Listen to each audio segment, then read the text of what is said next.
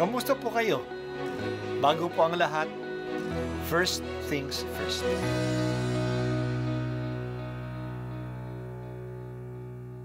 Good morning po.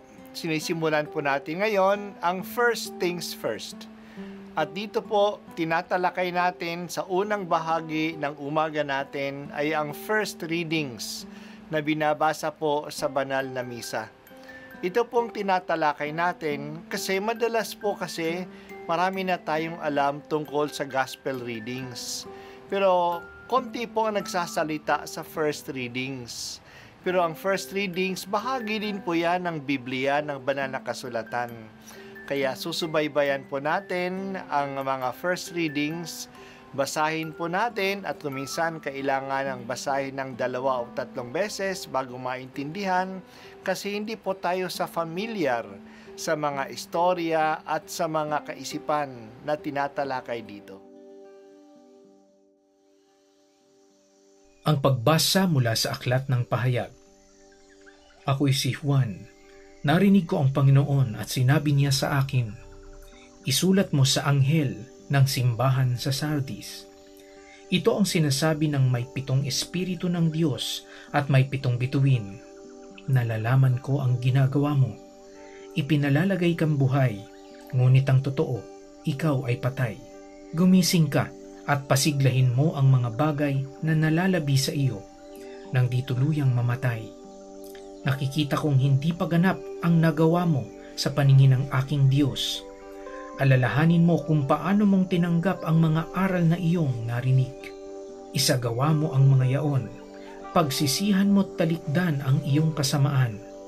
Kung hindi ka gigising, paririyan ako gaya ng magnanakaw. Hindi mo malalaman ang oras ng aking pagdating. Gayunman, may ilan diyan sa Sardis na nag-ingat at napanatiling malinis ang kanilang damit. Kaya't maging kasama-sama ko sila nakasuot ng puti sapagkat sila'y karapat-dapat. Ang magtatagumpay ay daramtan din ng puti at hindi ko aalisin sa aklat ng buhay ang kanyang pangalan. Kikilanlin ko siya sa harapan ng aking Ama at ng kanyang mga anghel. Kung may pandinig kayo, dinggin ninyo ang sinasabi ng Espiritu sa mga simbahan. Isulat mo sa anghel ng simbahan sa Laodicea. Ito ang sinasabi niya na ang pangalan ay Amen. Ang matapat at tunay na saksi at siyang pinagmula ng lahat ng nilalang ng Diyos. Nalalaman ko ang mga ginawa mo. Alam kong hindi ka malamig ni mainit. Maano sanang malamig ka o mainit. Ngunit dahil sa ikaw ay malahininga, hindi mainit ni malamig. Isusuka kita. Sasabihin mo, ako'y mayaman at sagana sa lahat ng bagay, ngunit hindi mo nalalamang ikaw ay abang-aba, kahabag-habag, maralita, hubad at bulag. Kaya nga, ipinapayo kong bumili ka sa akin ng dinalisay na ginto upang ikaw ay maging tunay na mayaman.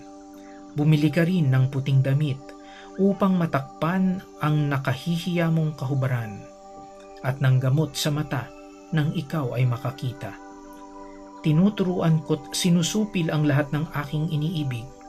Kaya nga magsikap ka, pagsisihan mo't talikdan ang iyong kasalanan. Nakatayo ako sa labas ng pintuan at tumutok-tok. Kung diringgin ang aking tinig at bubuksan ang pinto, ako'y papasok sa kanyang tahanan at magkasalo kaming kakain.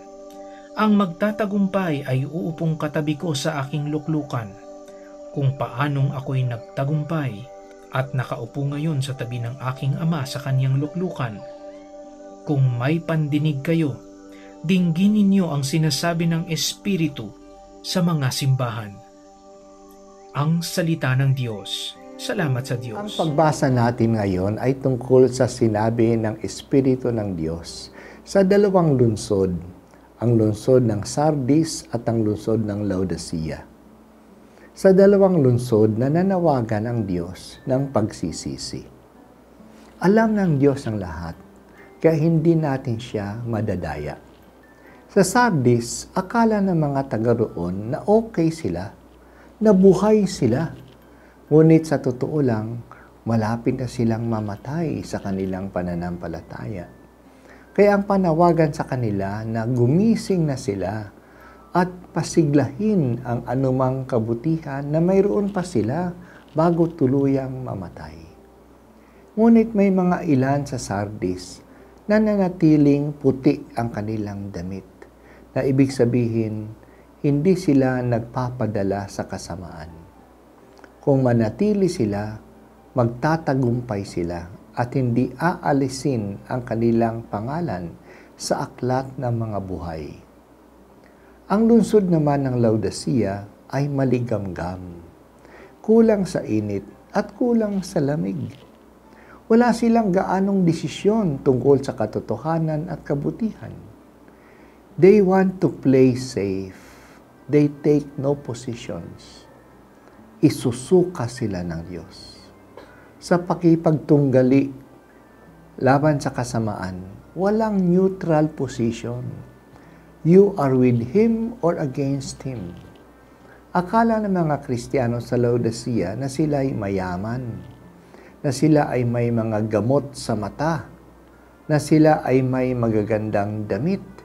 Siguro maunlad nga ang lungsod at kilala sa mga damit na ginagawa doon at mga gamot sa mata na kanilang pinuproduce. Pero sa totoo lang, sa harap ng Diyos, sila ay hubad, bulag, at mga dukha. Kaya dapat silang magbago. Si Jesus ay parang isang manlalakbay na kumakatok sa labas ng pintuan. Kung bubuksan natin ang pintuan at papasukin siya, uupo siya sa lamesa at makikikain sa atin. Kung hindi natin bubuksan ang pintuan, tutuloy siya sa kanyang lakad at nawala ang ating pagkakataon na makasama siya sa ating bahay, sa ating buhay. Mahalaga na makinig tayo sa salita ng Diyos at sa ating konsyensya. Madalas pahapyaw at mababaw lang ang pagkakilala natin sa ating sarili mismo. Alam lang natin ang panlabas, pero hindi ang tunay nating kalagayan. Binibisto tayo ng salita ng Diyos na parang isang matalas na espada na pumapasok pati na sa kasukasuhan natin. Akala natin okay tayo. Akala natin maayos tayo at nakakakita tayo. Pero sa totoo, bulag pala tayo sa mga bagay ng Diyos. Pobre tayo sa mata ng Diyos. At ang masama pa, hindi tayo totally committed sa Kanya. Kaya ang panawagan sa simbahan, sa Sardis at sa Laodicea ay panawagan sa atin. Gumising na, magsisi, maging committed sa Diyos at buksan ang pintuan ng ating buhay at papasukin natin siya. Gusto niyang makiisa at makisalo sa atin.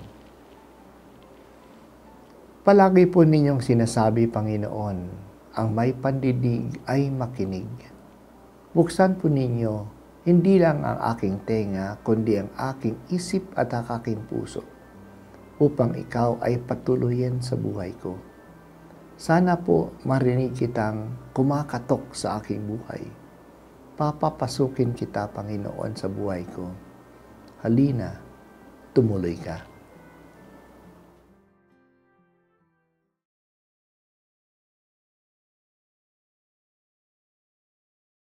At ako po ay si Bishop Broderick Pabilio dito sa First Things First.